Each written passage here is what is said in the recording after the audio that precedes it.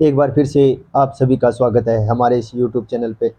हमारी कक्षा 7 की बुक हमारा राजस्थान है कंप्लीट हो चुकी है और आज हम अध्ययन करेंगे कक्षा 8 की बुक हमारा राजस्थान चैप्टर नंबर 1। चैप्टर का नाम है 18वीं सदी का राजस्थान। ये जो हमारा सेशन चल रहा है, कक्षा 7 की बुक जो कंप्लीट हो चुकी है और कक्षा 8 के आज से हम शुरू कर रहे हैं। ये राजस्थान में होने वाली सभी प्रकार की भर्तियों के लिए बहुत ही महत्वपूर्ण है, क्योंकि किताब से बनने वाले जो प्रत्येक महत्वपूर्ण प्रश्न है उन सभी का चयन करके मैं आपके लिए लेके आता हूँ। और कुछ प्रश्न ऐसे हैं जो किसी भी गाइड में नहीं मिलते हैं और सिर्फ NCERT की बुक में ही उपलब्ध होते हैं। अगर आप बेहतर तैयारी करना चाहते हैं तो लगातार आप हमारी ये कक्षाएं देखते रहिए, क्योंकि राजस्थान में होने वाली सभी भर्तियों के लिए ये क्लासें बहुत ही महत्वपूर्ण साबित होंगी। आज हम शुरू करेंगे कक्षा 8 बुक हमारा राजस्थान चैप्टर नंबर 1 18वीं सदी का राजस्थान। आज का हमारा पहला प्रश्न है, मराठा शक्ति को सर्वप्रथम है किसने संगठित किया था। बहुत ही महत्वपूर्ण प्रश्न है, आप लगातार जवाब देते रहिए। मराठा शक्ति को सर्वप्रथम किसने संगठित किया था? तो मराठा शक्ति को सर्वप्रथम संगठित किया था शिवाजी ने। किसने संगठित किया था? मराठा शक्ति को सर्वप्रथम संगठित किया था शिवाजी ने। आज का हमारा दूसरा प्रश्न है, राजस्थान में सर्वप्रथम मराठों ने प्रवेश कहाँ पर किया था? लगातार आप उत्तर देते रहिए। राजस्थान में सर्वप्रथम मराठों ने प्रवेश कहाँ से कहाँ पर किया था? तो मराठों ने प्रवेश किया था मेवाड़ में। कहाँ पर किया था? मेवाड़ में। और वो किया था 1711 में। दूसरे का उत्तर है, राजस्थान में सर्वप्रथम मराठों ने प्रवेश है मेवाड़ में किया था 1711 ईस्वी में। अगला हमारा प्रश्न है, मराठों ने कोटा व बूंदी पर आक्रमण कब किया था? मराठों ने कोटा और बूंदी पर आक्रमण किया था 1726 में। मराठों ने कोटा और बूंदी पर आक्रमण कब किया था? 1726 में। अगला हमारा प्रश्न है, डूंगरपुर और बांसवाड़ा के शासकों ने मराठों को खिराज देना कब स्वीकार किया था? खिराज एक कर है जो कृषि पर लगता था, कृषि पर लगने वाला कर है खिराज। डूंगरपुर और बांसवाड़ा के शासकों ने मराठों को खिराज देना कब स्वीकार किया था? तो वो किया था 1728 में। बहुत ही महत्वपूर्ण प्रश्न है, तीनों ही प्रश्न बहुत ही महत्वपूर्ण है। अगला हमारा प्रश्न रहेगा, मराठों ने राजस्थान की राजनीति में प्रथम हस्तक्षेप है वो कहाँ और कब किया था? मराठों ने राजस्थान की राजनीति में प्रथम हस्तक्षेप कब और कहाँ किया था? तो वो प्रथम हस्तक्षेप किया था बूंदी में। बूंदी के शासक बुद्ध सिंह को वहाँ का राजा बना दिया था और ये राजस्थान की राजनीति में मराठों का प्रथम हस्तक्षेप था बूंदी में। अगला हमारा प्रश्न है, हुड्डा सम्मेलन का आयोजन कब और कहाँ किया गया था? हुड्डा सम्मेलन का आयोजन 17 जुलाई 1734 को 17 जुलाई 1734 को किया गया था हुड्डा नामक स्थान पर। यह हुड्डा है भीलवाड़ा में। अगला हमारा प्रश्न है, हुड्डा सम्मेलन की अध्यक्षता किसने की थी? हुड्डा सम्मेलन की अध्यक्षता किसने की थी?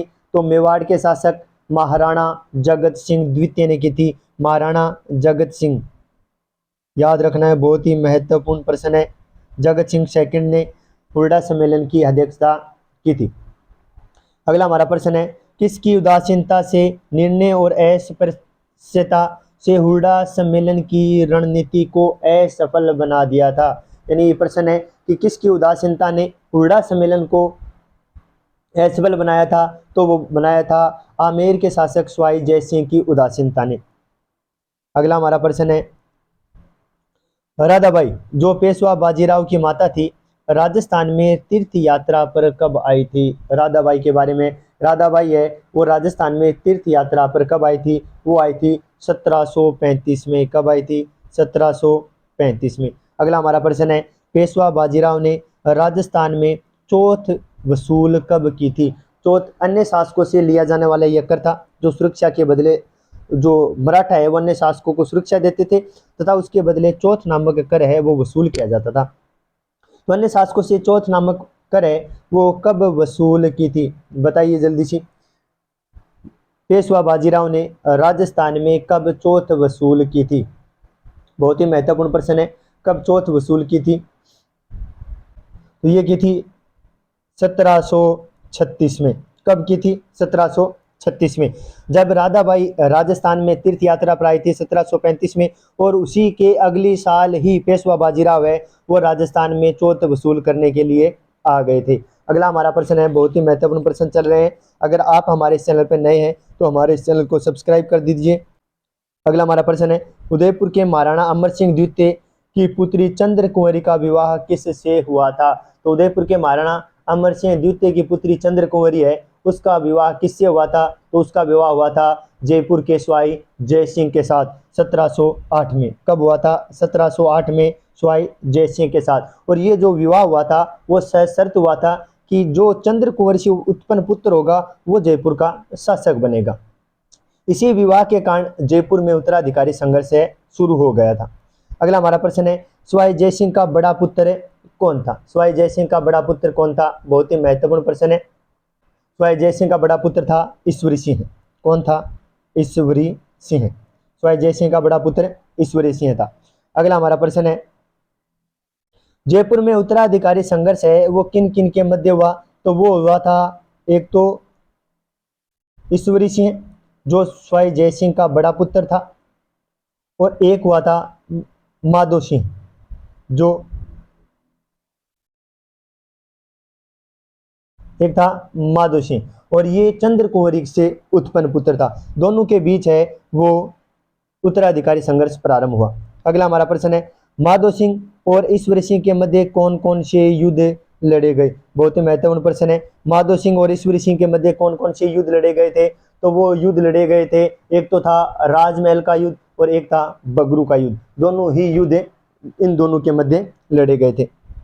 अगला हमारा प्रश्न है, माधो सिंह का इस युद्ध में किस किसने साथ दिया था? यानी जो चंद्र कुंवरी से उत्पन्न पुत्र था उनका साथ है किस किसने दिया था? तो उनका साथ दिया था उनके मामा जगत सिंह द्वितीय और मराठा सरदार मल्हार राव होलकर है। इन दोनों ने माधो सिंह का साथ दिया था। अगला हमारा प्रश्न है, जोधपुर में किन किन के मध्य उत्तराधिकारी संघर्ष प्रारंभ हुआ था? जोधपुर में राम सिंह और बख्त सिंह के मध्य। जोधपुर में एक तो था राम सिंह और इनके सामने थे बख्त सिंह। दोनों के मध्य उत्तराधिकारी संघर्ष प्रारंभ हुआ था। अगला हमारा प्रश्न है, मेवाड़ में उत्तराधिकारी संघर्ष है वो किन किन के मध्य हुआ था? तो मेवाड़ में हुआ था हरि सिंह के सामने था रतन सिंह। इन दोनों के मध्य मेवाड़ में उत्तराधिकारी संघर्ष प्रारंभ हुआ था। अगला हमारा प्रश्न है, अंग्रेजों ने राजपूतों के साथ संधि करने कब शुरू की थी? अंग्रेजों ने राजपूतों के साथ संधि करना है वो कब शुरू किया था? बहुत ही महत्वपूर्ण प्रश्न है। वो किया था 1817-1818 में। 1817-18 में कब किया था? 1817-18 में अंग्रेजों ने राजपूतों के साथ संधि करना शुरू कर दिया था। अगला प्रश्न है, राजस्थान के राज्यों में किस राज्य ने सर्वप्रथम अंग्रेजों के साथ संधि स्वीकार की थी?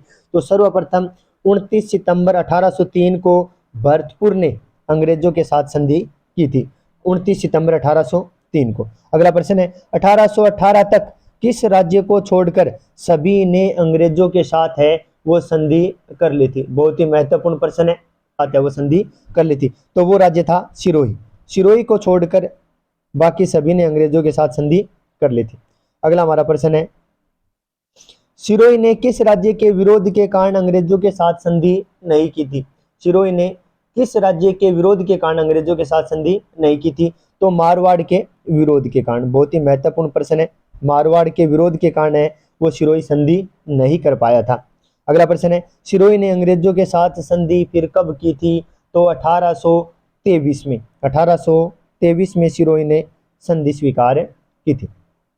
मराठों द्वारा अन्य शासकों से लिया जाने वाला सुरक्षा कर। मैंने पहले ही बता दिया था कि अन्य शासकों से जो सुरक्षा कर लिया जाता था उसे चौथ कर कहते हैं। यानी चौथ नामक कर है वो सुरक्षा के लिए लिया जाता था। अगला प्रश्न है, खिराज क्या है? तो खिराज है कृषि भूमि पर लगने वाला कर। बहुत ही महत्वपूर्ण प्रश्न है। खिराज क्या है? कृषि भूमि पर लगने वाला कर कौन सा है? खिराज है। ये थे महत्वपूर्ण प्रश्न। आशा करता हूँ ज़्यादातर आपको आते होंगे। अगर नहीं भी आते हैं तो आप एक दो बार वीडियो देख लीजिए ताकि आने वाले भर्ती में ये आपके लिए बहुत ही महत्वपूर्ण साबित हो। आज के लिए इतना ही। आप सभी का धन्यवाद।